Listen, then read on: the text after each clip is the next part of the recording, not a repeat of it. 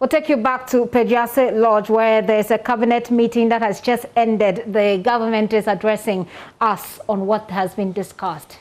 In terms of budget for this program, are you aware of how much as a country we are going to be spending?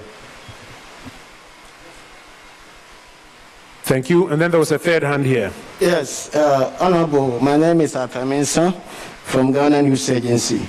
As you rightly said in your presentation, that COVID-19 recovery program hinged on strengthening the country's macroeconomic situation and fiscal regime. And before we can achieve this, it all depends on the finances of the nation.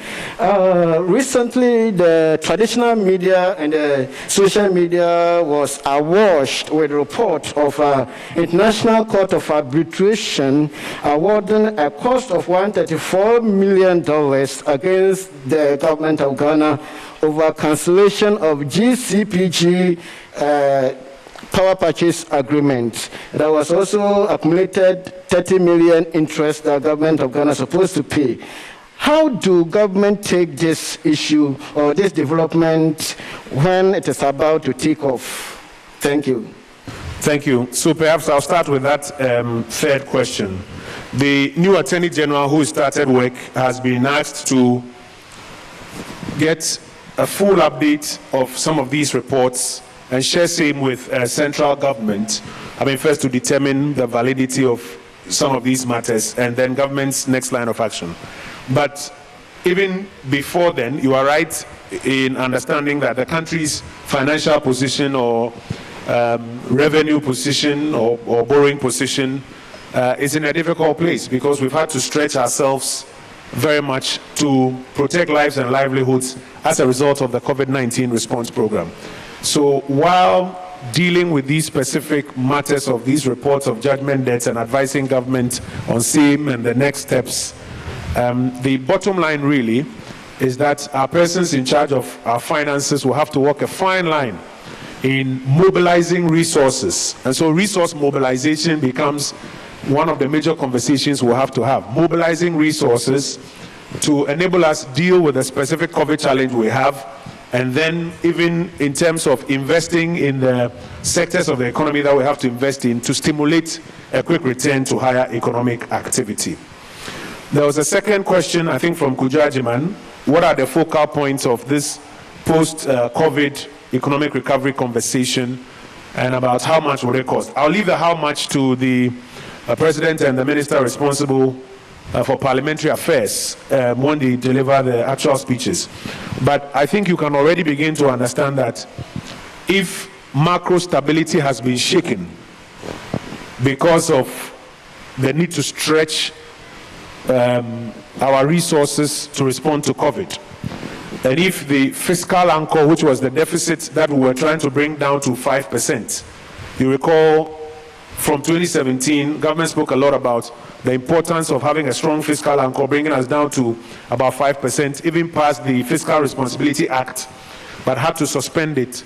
And if we are all now watching, and it's becoming clear from the Bank of Ghana numbers that are coming in, that our debt to GDP ratio, our deficit situation is gotten worse because of the COVID program, then you can bet that these two will become some of the key parts of the post-COVID economic recovery program.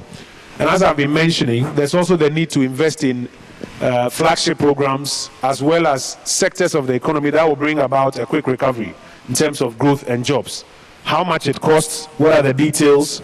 The Minister for Parliamentary Affairs and the Leader of Government Business will outline that, I think, on Friday when he delivers the budget in full. Then there was the first question about the State of the Nation Address and budget. That was in Chi. No question, you be an Ebenya Kwenya Ako Parliament. Sanse say MP Scrampo, you be an to me etnase. Sanse a titin tem kakra. Enti Parliament, yen shishaye. Ebeke seni ombe to me a managing numbers, no. Any guests and come be havu. Na any panon konko broso. But obe be here some be honso no. Ebenya baby a umbe. Na tumi ama edwumana koso fefefe se su TV ne abe fontin tanti wanya kwan wo dem okrampo a So even your case be content kesi ni mu na ukra when ya kwan dem ho a megidi say ade a ibetumi ahwe na eti o baby a wo say eti. We'll take another round of questions on this. There's one here. Are there any other? Two. So let me take these two, and if there are none, we'll move on. Yes, sir. Please introduce yourself. Yeah, good afternoon, Honorable Minister. My name is Anapoku from the Searchlight. Recently, there's been a reportage in the media that Ghana's Sorry. Hello? Do you hear me? Honorable Minister, good afternoon. My name is Anapoku from the Searchlight. Recently, there's a reportage in the media circles and elsewhere that Ghana's total debt has hit 74% threshold. Is it true? And they are saying that because of that, already we are in a HIPIC zone. I don't know how true it is, and that it is going to ask it to tie the hands of government for further borrowing. And talking of COVID and the economic situations, what magic wand is the government going to brandish at it to tackle this intractable problem? Because all the economic fronts, especially except I think Greek, all other sectors are seeing some downturn. What magic wand are we going to brandish or show to solve this very difficult economic situation? Thank you very much. Thank you. Yes, sir. Me pacho FM Daniel Edudako, Peace FM. Me pacho ebese me busa say post COVID-19 recovery program no. Ghana for phantom to some mama boss say yeah the tariffs be over na say taxes be bomb betua near that recovery na say e den na ban eye. Thank you. Me da say mami mfia say wo ho say post COVID recovery program no yembo aboso mu say ebia yenyere betua bibi kakra nsa na yetumi aye no ana mami fa first question no krampo no mfia say nya no wotwi mu na me fa odi nkan me wi am the English version no crisis say 2020 senia yema adwuma ye ni nipa piepie ni ade brase no ye economy no sectors ni bebre ekọ ahokyerem nti adwuma e hoso mbeye de obi oye adwuma wom ni sika obenya na nka adwuma ko no kra nya sika watua ma ban na ban so nya sika ni na akọ fom na osa ban ko bobesia dodo odi be shem na watumi de bia ma yensuo bia ma nyam kanea ye to PPs ye to edro panie ne keka ho ne ade o mo yare ye mo ma yare hwe ne ade enti ama yesika sem no sebe ho akere ne kakra eno na na menu aba ko bisa se ye say ye debt to GDP ratio atrabe 70 something percent no kra akọ nanim actual figure no de se na me kan no ye kan budget no Fiada, penny for the latest figures by Fiada no pano about the trouble in Onyemina, Beko. But I know point HIPIC. HIPIC, the NHS, we a highly indebted poor country. Yen poor country, inti Nyadia HIPIC, Assembebem. But I know Cressa is sick as seminal, a home actually in a cacra. Enti, a who here say, Yebe mobilize iska, Yebe Pisca, Nasa Esicano, Yedibi, if you are Siatete, a kaya bonoso. Says Ikano Yadibi Fiasia Wura sectors of the economy are called a hutrim now on way to me a pejomu. A bizo okra nyesika keke a non-fiscal measures. Non-fiscal measures, Yabekan uchi moa a aquanchera bind the bema I nyeskasem, but a bema sa a jumakuno or muharwom no my juma aquanim. And she said American specifics nedia. Mpeni for the baby to a job be fiada, but also in if you say, I dream you say, baby, I do know, a home be here say, ye baby pace one and na ya prepare resources. Na ye to me, because you to me mobesia, sa and fanko enim. Until the beye, I beneska cra, ediaco enim, you don't have a faso iron. Just to quickly state that in English, it is true that our debt to GDP ratio as a result of the COVID response program has gone beyond our desirable numbers. Because as you are aware, major parts of the economy were projecting about 6% growth. We had to come down to about 0.9% because of the interventions that slowed down the economy. When the economy slows down and the revenues are not coming, government revenues are also not where you may want them to be. Maybe GRA may be their targets, but the various other parts of government revenue may not be where you want them to be. At the same time, you're having to spend a lot more money on the COVID response program. So the deficit position is not where you want it to be as well. It doesn't mean you are HIPIC, because HIPIC is for poor countries. We are not a poor country. So yes, we have challenges, but those challenges are not of a HIPIC nature. And you can't continuously just borrow your way out of your problems. So it will be important to look at the resource mobilization conversation and see how we can mobilize some resources or be more efficient in some of the current resource handles that we have, so that we can get back on the economic track and also invest in the sectors of the economy, like you were asking, who generate jobs and incomes very quickly and get us back on track. The specific details will be outlined by the majority leader when he speaks on Friday on behalf of the president. Just to mention, the budget is the president's budget. It's not the finance minister's budget. If you check the forward, it's the president's budget delivered by usually the finance minister. And as I'm sure you are aware, the minister designate for finance, because of medical reasons, was not able to undergo his vetting and his swearing in. And so the president has asked the leader of government business and the majority leader to deliver his budget on his behalf in Parliament on Friday. So I'll take a final batch of questions and then we'll go to COVID. One, are there any other takers? Could you give you the final word then? Honorable, this is a point-blank question. In our course to internally generate revenue and all that, are Ghanaians going to pay more taxes, or are we going to widen their tax net?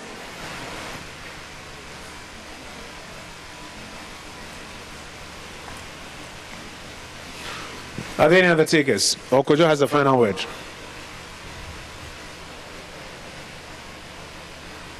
Chief, are you asking a question?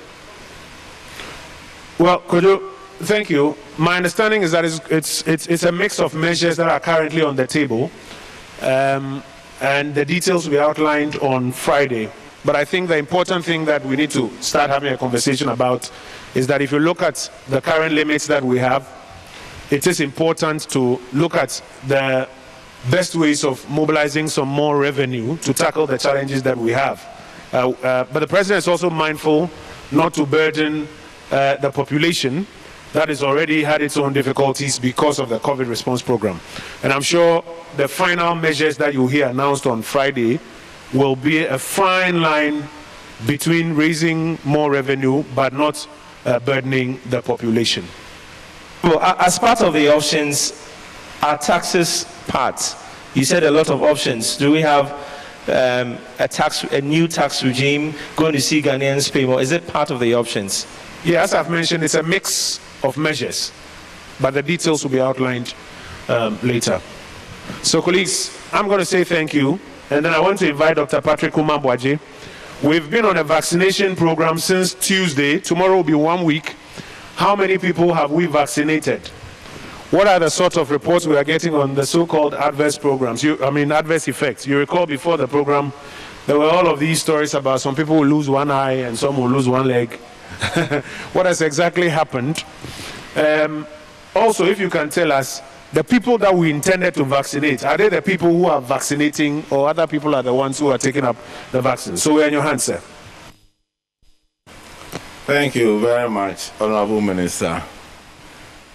Colleagues and friends from the Ghana Health Service, friends of the media, I want to use this opportunity to also wish our women all the best, with today being the International Women's Day. As the Minister mentioned, I will go through a bit of the overview of our current situation broadly on COVID, how the situation in our schools, at the airports, and most importantly, our status of the vaccination. So I will start with a brief and give full details of the vaccination, and then get back to giving you details of our current status as far as the COVID is concerned. As a general overview, there's been a gradual improvement in the general situation of COVID-19 in Ghana. The active cases have declined from 8,000 to less than 5,000 in the last 4 weeks, and it continues to decline. Our daily reported cases have declined from 800 cases a day to 400 cases a day and sometimes below in the past 4 weeks.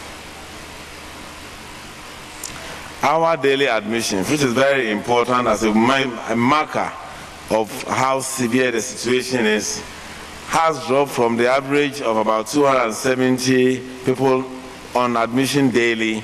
Not those who are admitted, but that is, when you look at the best states, we have average about 270 people in Accra alone to about 150 currently, which is also a marked improvement. And most importantly, as at yesterday, 8 p.m., more than 200,000 persons have had their first dose of COVID-19 vaccination. So, please let's go to slide 20 so that I'll go back straight onto the vaccination. If you can move to slide 20. Good. Ladies and gentlemen, we started our vaccination program on the 2nd of March using the AstraZeneca vaccine. As of 7th March, 8 p.m. last night, a total of over 202,252 persons have been vaccinated. This is the one that has been electronically entered, and I'll give you some updates on that. Greater Accra alone has vaccinated about 128,088, but they have about 58,000 people they have vaccinated yet to be entered. Because you have reporting from the electronic platform, that's what it is. So both regions, Ashanti, will have about a third of the numbers to be entered. Friday, 5th March, saw the highest number of persons vaccinated in the day. That's about 46,780. And the proportion of persons vaccinated by sex is 50-50. So the numbers are just at par, 50% women and 50% men. So if you go more into details, for Ashanti, has vaccinated 69,325, 37,000 plus are females and 31,000 males. So in Ashanti region, the highest proportion is with the women, females. For Central region, we have vaccinated, because they are doing only 2 districts there, 4,639 have been vaccinated, 2,036 are females, and 2,603 are males. In Greater Accra, 128,000 vaccinees have been vaccinated, with 61,000 being females and 66,000 being males. So like I said, about a third of this number are still being entered because of the I would say the enthusiasm and with which Ghanaians wanted to get vaccinated, and we needed to slow down, so not everything was entered. We used the paper data, some electronic, and as they synchronize the data, we provide you with additional data. So one can confidently say that we are doing almost 300,000 people have been entered by the time we'll sync all the data and enter all the unentered data. So if you look at the days, first day was about 14,000 were vaccinated on it. On Tuesday, they moved to 42,000 people. On Friday, we have 46,000 plus, as was said earlier. And then Saturday, we had 39,000. And even on Sunday, we had 26,000 that had been vaccinated and entered. If you look at the numbers by district, I think it's a very, very crowded slide, and so, but broadly, it talks to you about the number vaccinated by region, by district. That's all the 43 districts we are currently doing, and you can see that every district is actively vaccinating. And in some parts of Ashanti region, the vaccines were dropped by drone from the Mampong site to be dropped for them to be able to quickly have a rapid assessment. Now, if you look at the number vaccinated, again by district, you can see it appearing there in absolute numbers. The first one was more about male, female, but this is in the absolute numbers, and you can see that Kumasi has got vaccinated about 19,802, whilst Accra Metro has vaccinated 17,019. But remember, we are doing about 20-something districts in Greater Accra compared to Ashanti region.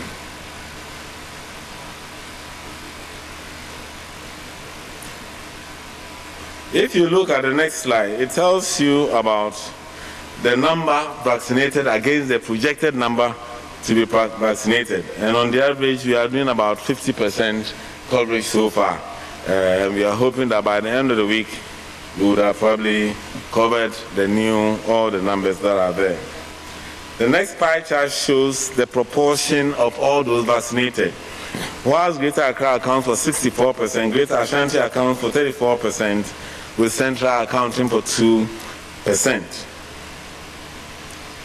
Now, so who has been vaccinated? We had a segmentation criteria. We were focusing on health workers, adults over 60 and beyond, those who have comorbidity, hypertension, diabetes, those who are sick and so they are more vulnerable. We had the security people, we had a few essential services that were being done. But you can see that the largest number vaccinated so far are the over 60s, which are currently stands about 51,000 plus, followed by health workers of 47,000. And then we have the persons with known and underlying condition being the third with about 31,000. So by and large, you can see that the core criteria has been followed, and they are the top three who have been vaccinated. We also have the essential service providers whose work is very essential that have been attended. We've had the media. I think the media has had a fair share, a higher share of what was allocated to them. But that is because of the categorization. It could be a media person who has the comorbidity. And so there's a possibility that they may have been misaligned and put under media. But we've had about 2,000 media across the country have been done. Those who are on special assignment outside the country have also been done. About 2,000 of them have been vaccinated. Judicial, executive have all been vaccinated across the country. So, in short, the next slide just shows that the 50-50, I'm sure when we enter the data, I believe that it will probably be about the same. So how have been the main source of information? We also, as part of our learning, we find out from people who come to vaccinate, where did you get the information from? So, and the largest number has come from television, followed by radio, and then health workers were the third, and then we have others. Some social media accounts for about 12,000 and 97, and so for that I'm a bit happy because that's where we have all the misinformation coming from. But we have television and radio leading the chart. So what is the outlook for our vaccination?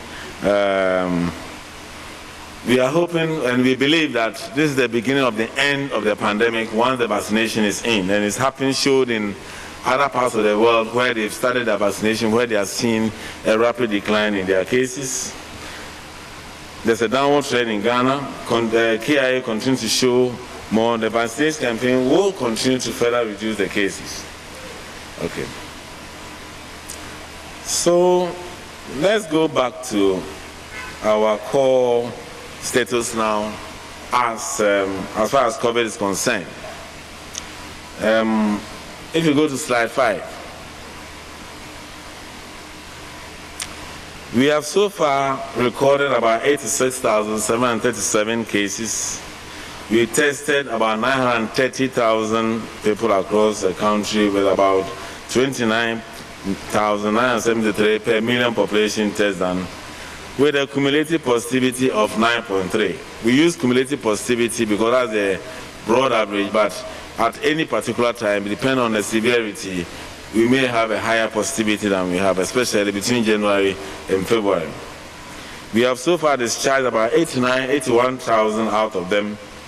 We have recorded, unfortunately, 656 deaths with a case fatality rate of 0.76%.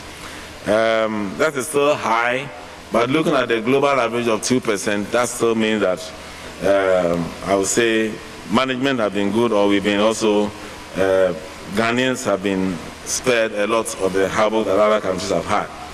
Currently, our total active cases is about 4,752 cases.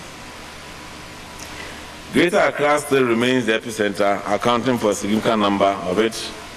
Currently, all 16 regions and 252 districts have ever reported a case, which means that in all this, there are still about 8 districts that have not seen a case since March last year when the pandemic started. As of the 6th of March, the total on admission is about 175, 77. We have critical cases of 25, severe 66, and 86 of them are moderate cases. And this is depicted in the next chart that shows a gradual decline, but slow but steady decline in the number of admissions, the number who are critically ill, and of course the number who are severely affected. The next chart, the usual chart that tells us all the districts that have had cases against the active cases. And you can see currently every region has an active case. The epic curve remains, the second curve after you have seen the last one, has continued to show a decline, and so we hope that it will continue. And if you look at the next slide, which gives us the moving average, you can see that also pointing downwards, and we hope that it will continue doing that. But that is so because of the things we are doing. This is not to make people complacent. We are down because we are wearing a mask. A relatively higher number are wearing masks, and we hope that if you continue with the introduction of vaccine, we should see a much steeper reduction than we are having. The airport, so you can see that the test conducted in Ghana continues to go up, and so as the numbers go up, we do more tests, and that's how it's just showing there. And then you can also see that the active cases probably hit a peak that we have never reached before, but it continues to show a decline, and we hope that it will continue that way. At the Kotoka International Airport, we have so far recorded 1,260 cases. Majority of them are non-Ghanaians. Males account for 62% against 37% female, and we have done about 185,000 tests with a cumulative positivity of 0.68%. So it's slightly lower than the national average. You can see that over the years we peaked. The highest number of positivity at the airport was in January, and we continue to decline in February and then March. To looking at where we are, we hope that the number will also remain low.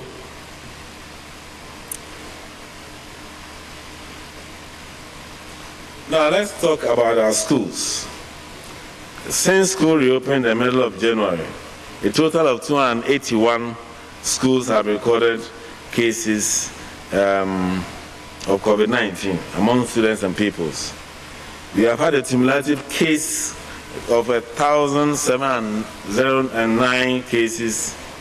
And the active cases as at 7th of March is 381, which means that a significant number has recovered, and we hope that this also shows that looking at the total number of over 6,000 schools and the number that has been affected, that the schools have done well, and we hope that people will continue maintaining the protocols to keep the number down. Last week we had a few hikes in Volta region, but there were a couple of schools, there were a few schools, and so there was more of an outbreak, and that's not as risky as when you have sporadic spread across many schools. The Northeast is the only region that has not recorded any case in their schools. 4 regions, Ahafo, Bono, Northeast, and Upper West, currently have no cases among the students, which means that those who had positive cases have all recovered. And so if you look at the next chart that shows the active cases, you notice that Central region has 85, Eastern 44, Greater Accra has 47, Volta, like I said last week, we had some research there that recorded about 134 cases, Western 32, Western North 6, bringing the total to 381. Okay, so that's it for the update. In terms of the outlook, I'll just go over the outlook again, that we have seen a downward trend. We have seen KIA continues to go down. Need to maintain the main safety protocols even when you are vaccinated. It's very, very important that you do that, because you develop immunity after 2 weeks, and subsequently until you get your second dose, you still have, it's not 100%, so we want everybody to continue after applying this, the social protocols, social distancing, hand washing, among others. We are going to work on pursuing additional vaccines. We are hoping that between now and probably May, we are expecting about 2 more million AstraZeneca vaccines from the COVAX facility. There are bilateral arrangements that are bringing in additional. Currently, we have received another 100,000 AstraZeneca vaccines, and some of them will go to cover all health workers in the country to ensure that they're also safe and then they're able to render services. We are acquiring additional cold chain equipment for the ultra-negative vaccines that will come in, and then we want to continue to sustain the public education to adhere severe safety protocols and vaccine uptake. Finally, we are currently going to adapt a locally developed app which will allow us to be able to do scheduling of, you can do a pre-registration before you go and vaccinate. You can do appointment system for you to go and vaccinate, you know where you're going to vaccinate. It will generate your COVID passport for you, so we know all those who are waiting, and the database will be in Ghana. That will allow us, whatever the world decides on, we have enough database locally to be able to respond appropriately and learn from how it is, including checking those who have had positive, whether they've had vaccination or not. So, Honorable Minister, thank you very much. This is the update for Thank you. Thank you, Dr. Awaje. I just want to reiterate a number of things you've mentioned, and then we'll quickly take the questions. So currently, after about a week, or at the end of the first week, let me say, at the end of the first week, we have vaccinated about 300,000 people here in Ghana. Out of the initial target of about 570,000, we have vaccinated about 300,000 people, and that's quite significant. In fact, if you look at it that way, then it's a little over 50%. If you look at the 570,000 as a target, it's a little over 50%. If you look at the full 600,000, then that's about half of it. We're doing this in 43 districts, and the distribution mechanism has included the use of drones to deliver vaccines to some parts of the country. And I think that's very significant. You recall when we started making investment in the drone infrastructure, there was a lot of criticism about why it didn't make sense, it wasn't a good idea. But today, right before our very eyes, we are seeing the benefit of some of this infrastructure that was put in place. We're expecting about 2 million extra doses between now and the end of May. We're expecting about 2 million extra doses that are coming in. Also, a decision has been made, and I think this is something that colleagues will be pleased if you highlight. A decision has been made to make special allocation for all health workers across the country.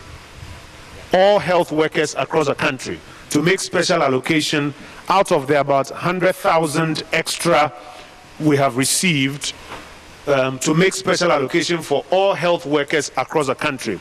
So despite the fact that the vaccination is currently going on in 43 districts, we're about to roll out a sub-program to vaccinate all health workers across the country out of the about 100,000 extra that we have received.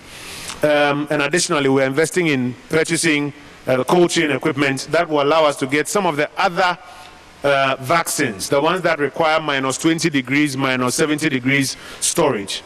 And we're also rolling out a technology platform that allows for appointments and scheduling for persons who qualify and need to take their vaccines. And this is locally developed technology platform. These are highlights I just wanted to reiterate. So, colleagues, good time to take questions, and then we will wrap up. 1, 2. Is there a third beyond these first two? 3, 4. So let's take 1, 2, 3, 4 for the first round, and then we'll continue. Let's start with you. Yeah, Doc, thank you very much. My name is Clifford Kufu from Ghanaian Times. Per the presentation, is it right for me to assume that we have received a total of about 750 doses? That's the 600 initially. 750,000. 750. That is plus the 50,000 from the Indian government. And we know for the AstraZeneca, each person is supposed to receive a double jab.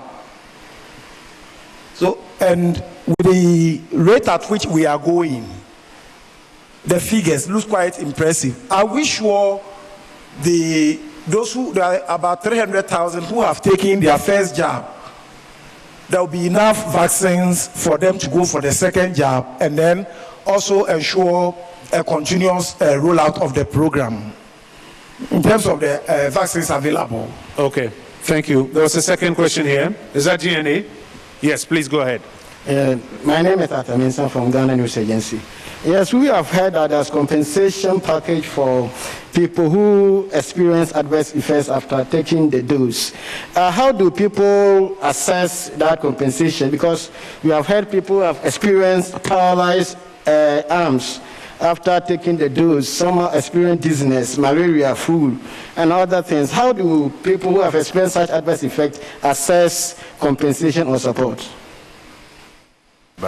Yes. TV3? Yes, go ahead.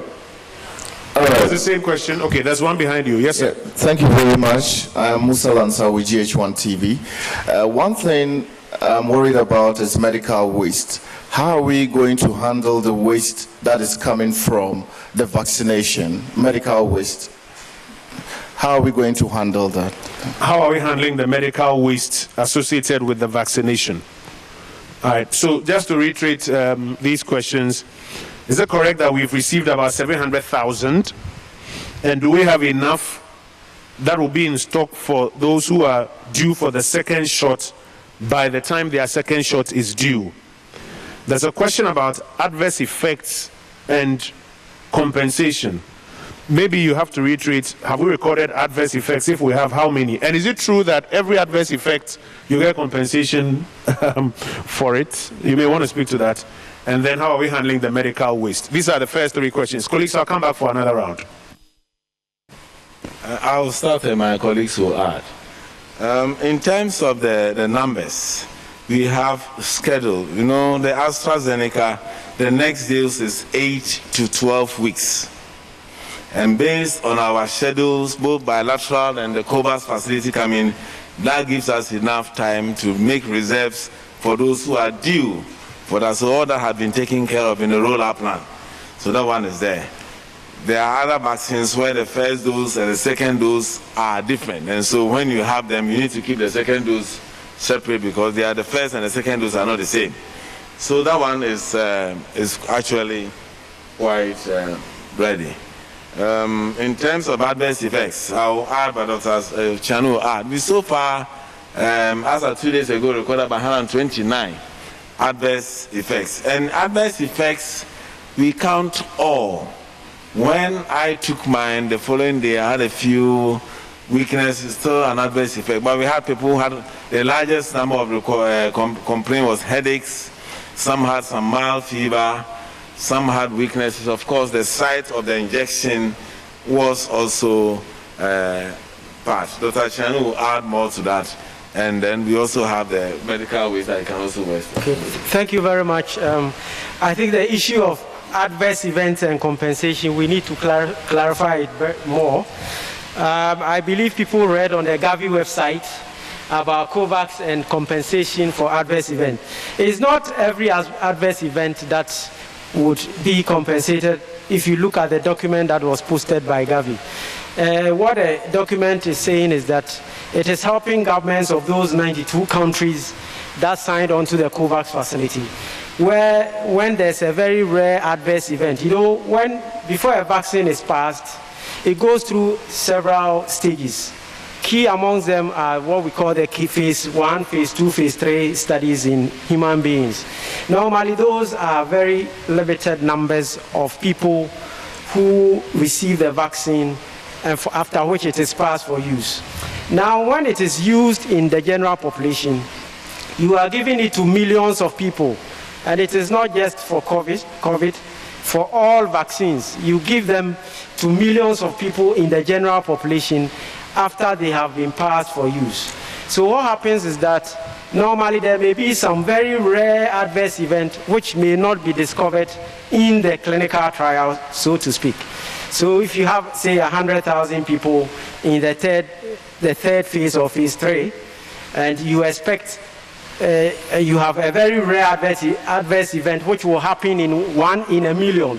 Because your sample size, that's the number of people you used for the clinical trials, is even far, far, far less than the numbers within which you would expect a very rare adverse event. You may, on occasion, find this in the general population. And it's normally related to allergies.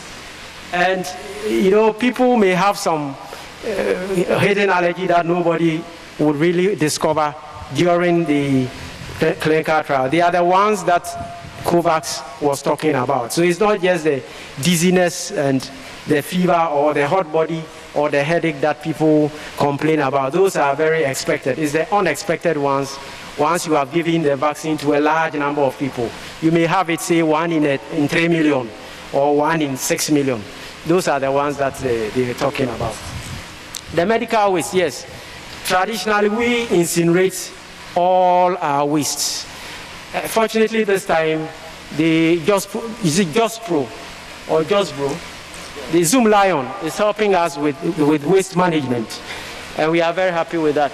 But we have structures in place. For almost all facilities, we have incinerators where we send our waste for incineration. So we've taken care of that as well. Over. Thank you. So just a quick bit of math. 129 over 300,000 is about 0.043% in terms of, I mean, it's not even up to 0.1%. And they are minor, headache and fever and a few things. So just to put it in perspective. Colleagues, let's take a final round. 1, 2, is that the Finder newspaper? So I'll start with Finder, I'll go back to TV3, and then I'll come and end with you. Those will be the final ones. Very well. So Finder, let me start with you, then I'll go to TV3 and I'll come and end with you. Okay. What's the target date for the completion of the rollout of the 600,000 doses we have got? Okay, so target date for the completion of the 600,000 vaccines that we intend to give out. TV3? Yes, and my name is Martin Asiedudate, TV3. My question is tied to that. If we are targeting 570,000 for the 600,000 doses that came in earlier, and with this data we have given, if everything remains constant, when are we likely to hit the target of the 750,000 Ghanaians or people who we are expecting to vaccinate? Secondly, can you confirm, I heard we are expecting 2 million... Martin, if you can just take that second part. When are we likely to hit the 700 and what? 50,000 people we are targeted for the first phase of the dose, the vaccination. Okay, that's, if you expand it to the 750,000, what are the timelines? Okay, and then I think I heard that we're expecting 2 million extra doses by end of May. Is it May? Yeah. Okay. And are we going to use the same strategy of rolling out? Because if we had health workers, people with underlying conditions, people above 60, the same strategy of people who we are targeted for the first set. With what is expected in May, are we looking at a different rollout plan? Since most of them would have been served hopefully by then. Thank you. So I'll give that question okay, to DG and to Dr. Chianu. And the first question from Finder, I think was about a 600,000. So we'll do, okay. Yes, sir, you take the final. Yeah, Honorable, Dr. Patrick Abwaji, some people are saying that if you refuse to take the inoculation, then in future, you may not be allowed to enter certain public places and some installations, and even travel outside the country, you can be blocked. Is that the case? And if that's the case, what are you going to do? Because some people are just not prepared to take the vaccine. And then secondly, the government intends to bring in about 20 million doses of the vaccine. Can you give us the timelines? Is it 1 to 3 years, 5 years time, or whatever? And again, I think I heard Dr. Nsiasari saying that they are exploring other venues for the vaccines, instead of the two places, India and Russia. Honorable Minister, is that the case? Thank you very much.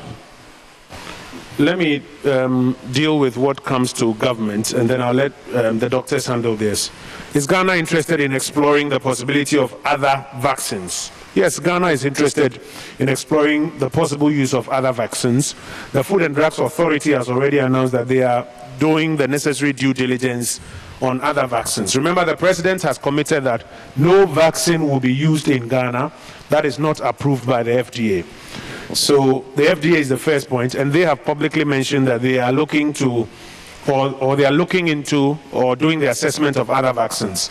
And as and when they do approve or certify other vaccines, they'll inform their colleagues at the Ghana Health Service and the Ministry of Health so that they can do the necessary procurement for it to be added to the portfolio of vaccines that we have currently. There's another question you asked. Do we have any sanctions for persons who are not taking the vaccine? No, I was saying that people are saying that those who refuse to take the vaccine, or the inoculation for that matter, in future you cannot enter certain public places, and even when you are traveling outside, yes, it can be used against you. Is that the case? And again, I asked about the timeline of the 20 million doses. I'll let them answer that one, but I'm dealing with the sanctions or possible sanctions for not taking the vaccine. That possibly you can't go to this place, or you can't travel here, or you can't do. As at now, there are no sanctions that have been rolled out. We are encouraging strongly that people should take the vaccines. And we are pleased that we are observing that the initial vaccine hesitancy appears to be toning down a bit. And we congratulate you, our colleagues in the media, as you are helping us. We congratulate our colleagues from NCC, ISD. As we are getting the message out, we are noticing that hesitancy is gradually coming down, and a lot more people are volunteering or are stepping up to it. So we have not had need, as of now, to introduce any sanctions. Should it become necessary at some point that we consider what has been done in, I think, places like Israel or other places, where they will say, if you haven't taken the vaccine, you can't attend a public program. If you haven't taken the vaccine, I think in Dubai, you have to do a PCR test at your own cost every week or something. Should it become necessary that we get there, we would advise accordingly. But for now, we are happy at the level of encouragement and volunteering with which people are stepping up and taking it. Dr. Abwaji, I'll leave the others to you. Thank you very much, Honorable. I think one thing I want to put out there is that we have a vaccination period from now to October. We don't have a period that we are going to finish the 600, we'll finish the 700. If tomorrow more vaccines are in, we will continue. So the vaccination period is from now till October, as the President said, and that's how we're going to do it. So we will continue vaccinating all throughout the country until everybody is vaccinated. So we don't have, like you say, we have 600, now we have had 100,000 have come in, and so that's how so we don't have any fixed period of going to do this and stop and go. We're going to have continuous vaccination. It will be, if you look at the segmentation, there are 4 groups. The first group is what we are doing, tackling about essential services, those who call mobility. You're going to have the next group of essential services, other people from other groups, teachers, etc. will come in.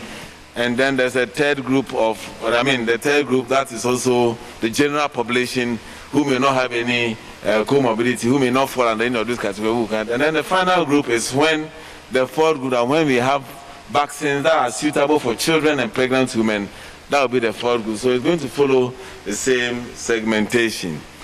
Consequences. I don't think, Honorable Minister, that will have to come from Ghana. You can't enter my office if you are not wearing a mask. You can't come to my house if you are not wearing a mask.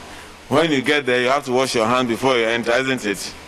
And so, as for those, there are also consequences. And so, if someone, it may be that, oh, you have not vaccinated, if you don't, you can't come to my house. And so, I believe that things like that can happen. The market queen can decide all those women who are not being vaccinated can come and sell, can't put the rest of us at risk. And so, I think it's important that we all do the civic duty of protecting ourselves and others. Thank you very much. I hand over to, I think Dr. Sako has a few words to say. Yeah, I think it's just an addition to the possible travel sanctions if you don't vaccinate. I think it's coming up. It's not even about Ghana. If Israel decides that if you don't have the vaccine, you don't come to my country, Ghana has no control. And so it depends on and it's coming up. It's coming up, as the Honorable Minister said. So you remember in some of our discussions, we mentioned that in no time this will come, and we need to take advantage. Otherwise, eventually, you probably purchase the vaccine at a very high cost. Once it is given to you free, let's avail ourselves for them. Dr. Siruba Queen.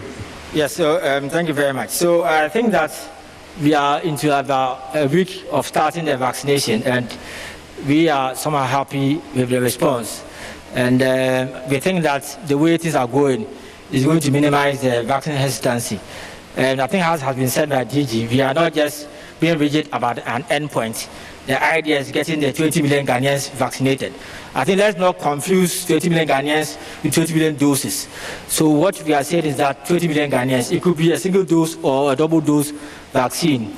And ultimately, maybe by the end of October, we have gotten that number. But, you know, availability of vaccines is a concern global. So the government is trying to make sure the Ghanaians are vaccinated. We want to encourage all Ghanaians to go for the vaccine. Let's not be negative about it. Let's go for it, because the more Ghanaians are protected, the better for us. Thank you. Dr. Patrick Kuma Boaje, Dr. Franklin Asiedu-Bekwin, Dr. Chianu, we want to thank you that you joined us for the second part of our brief. Colleagues from the various media houses, we also want to say a very big thank you for those of you who've carried us live, and for those of you who will be reporting tomorrow. We say a big thank you that you've joined us here at Pediase Lodge for this afternoon's brief. It's a holiday, but you know this is our work. No holiday for all of us. So thank you so much. Tomorrow we'll see you at 1 p.m. at Parliament House for the President's State of the Nation's address. Thank you. You're welcome back to the show. We sent you to the Pediase Lodge, where you had the government press briefing on COVID-19 and what has become of a cabinet meeting that they had. They told us about things to expect in the coming week, the State of the Nation address, and also the post-COVID recovery plan. Also a lot about COVID-19 and how many people have been vaccinated. At least we're told about 300,000 people have been vaccinated so far. Coming next week, we're told that there will be the use of a local app to help schedule appointment, to create a COVID vaccination passport, etc. Also, 2 million more expected, and 100,000 extra received that will be reserved for health workers as well. Government also looking to purchase a cold chain infrastructure for more of the COVID vaccines.